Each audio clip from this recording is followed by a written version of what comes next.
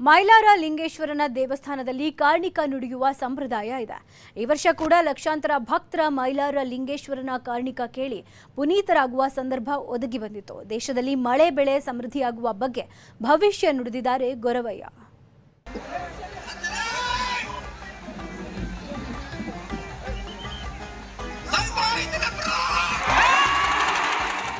ವಿಜಯನಗರ ಜಿಲ್ಲೆ ಹೂವಿನ ಅಡಗಲಿ ತಾಲೂಕಿನ ಮೈಲಾರದಲ್ಲಿ ಜನ ಕಿಕ್ಕಿರಿದು ಸೇರಿದ್ರು.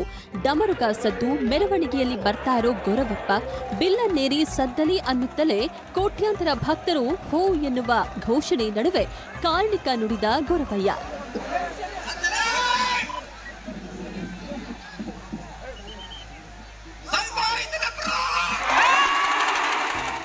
ಅದ್ಧೂರಿಯಾಗಿ ನಡೆಯುವ ಮೈಲಾರ ಲಿಂಗೇಶ್ವರ ಜಾತ್ರೆಯಲ್ಲಿ ಮೈಲಾರ ಕಾರ್ಣಿಕ ಎಂದರೆ ಸ್ವತಃ ಭಗವಂತನೇ ನುಡಿಯುವ ನುಡಿ ಅನ್ನೋದು ಭಕ್ತರ ನಂಬಿಕೆ.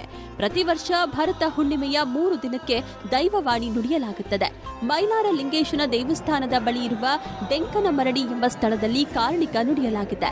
ಲಕ್ಷಾಂತರ ಭಕ್ತರ ನಡುವೆ ಆಗಮಿಸಿದ ಗೊರವಯ್ಯ ರಾಮಪ್ಪಜ್ಜ 18 ಅಡಿ ಎತ್ತರದ ಬಿಲ್ಲನ್ನೇರಿ ಕಾರ್ಣಿಕ ನುಡಿದಿದ್ದಾರೆ. ಸಂಪಾಯಿತಲೆ ಪರಾಕಿ ಎಂದು ಕಾರ್ಣಿಕ ನುಡಿದರು.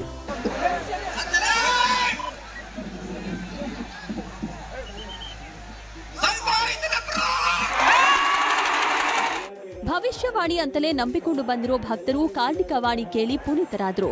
100 ವರ್ಷಗಳಿಂದ ರೈತರು ಮೈಲಾರ ಲಿಂಗೇಶ್ವರ ದೇವರ ಕಾರ್ಣಿಕವನ್ನ ಕೇಳಿ ಮಳೆ ಬೆಳೆ ನಿರ್ಧರಿಸುತ್ತಾರೆ. ಈ ವರ್ಷ ರಾಜ್ಯದಲ್ಲಿ ಉತ್ತಮ ಮಳೆಯಾಗಲಿದೆ ಎಂಬರ್ಥದಲ್ಲಿ ಗೊರವಯ್ಯ ಕಾರ್ಣಿಕ ನುಡಿದಿದ್ದಾರೆ. ಇವತ್ತಿನ ಕಾರ್ಣಿಕ ಉಳಿದೆಲ್ಲ ಕಾರ್ಣಿಕಕ್ಕಿಂತ ವಿಶೇಷ ಆಗೈತೆ.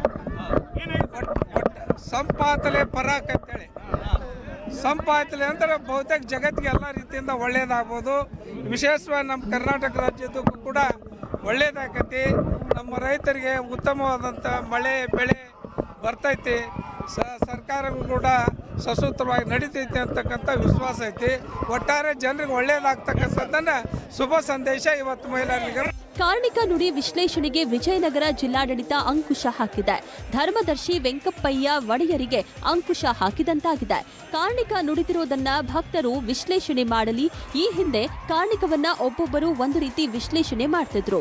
ನಮಗೆ ತಿಳಿದಂತೆ ಎಲ್ಲವೂ ಒಳ್ಳೆಯದಾಗತ್ತೆ ಅನ್ನೋ ನಂಬಿಕೆ ಇದೆ. ಕಾರ್ಣಿಕ ವಿಶ್ಲೇಷಣೆ ಮಾಡಬಾರದು ಅಂತ ಹೇಳಿ ಆದೇಶ ಮಾಡಿದ್ದೀವಿ. ಈ ಹಿಂದೆ ಕಾರ್ಣಿಕವನ್ನ ಬೇರೆ ಬೇರೆ ರೀತಿ ವಿಶ್ಲೇಷಿಸಲಾಗ್ತಿತ್ತು. ನಾವು ಯಾವುದೇ ಧರ್ಮದರ್ಶಿಗಳಿಗೆ ಕಡಿವಾಣ ಹಾಕಿಲ್ಲ. ಧರ್ಮದರ್ಶಿಗಳ ಜೊತೆ ನಾವೆಲ್ಲ ಚರ್ಚಿಸಿಯೇ ವಿಶ್ಲೇಷಣೆ ಮಾಡೋಣ ಅಂತ ಹೇಳಿದ್ದೇವೆ. ಯಾವುದೇ ವಿವಾದ ಆಗಬಾರದು ಅನ್ನೋ ಉದ್ದೇಶ ಎಂದಿದ್ದಾರೆ. ಹೌದು, ಆದೇಶ ಮಾಡಿದ್ದೆ. ಲಾಸ್ಟ್ ಟೈಮು ಏನೇನೋ ಕಾಂಟ್ರವರ್ಸಿ ಆಗಿತ್ತು. ಅವ್ರು ಹೇಳಿದ್ದು ಬೇರೆ ಬೇರೆ ರೀತಿಯಲ್ಲಿ ಹೇಳಿದ್ರು. ಸೊ ಹಾಗಾಗಬಾರ್ದು ಅನ್ನೋದಕ್ಕೆ ನಾವು ಭಕ್ತರಿಗೆ ಬಿಟ್ಟಿದೀವಿ. ಅವರೇ ಅನಲೈಸ್ ಮಾಡ್ಕೊಂಡು ನಾವು ಕಡಿವಾಣ ಹಾಕಿಲ್ಲ. ನಾವೆಲ್ಲ ಚರ್ಚೆ ಮಾಡಿ ಆಮೇಲೆ ನೀವು ಹೇಳಿ ಅಂತ ಹೇಳಿದೀವಿ. ಯಾಕಂದ್ರೆ ಎಲ್ಲಾನು ಒಂದೊಂದರ ಹೇಳೋದು ಬೇಡ. ನೀವು ಕುತ್ಕೊಂಡು ಚರ್ಚೆ ಮಾಡಿ ಆಮೇಲೆ ಹೇಳಿ. ಒಂದೇ ಹೇಳಬೇಕು. ಅದು ಬಿಟ್ಬಿಟ್ಟು ಬೇರೆ ಬೇರೆ ಕಾಂಟ್ರವರ್ಷಿಯಲ್ ಸ್ಟೇಟ್ಮೆಂಟ್ ಕೊಡಬಾರ್ದು ಅನ್ನೋದು ಒಂದೇ ಉದ್ದೇಶ.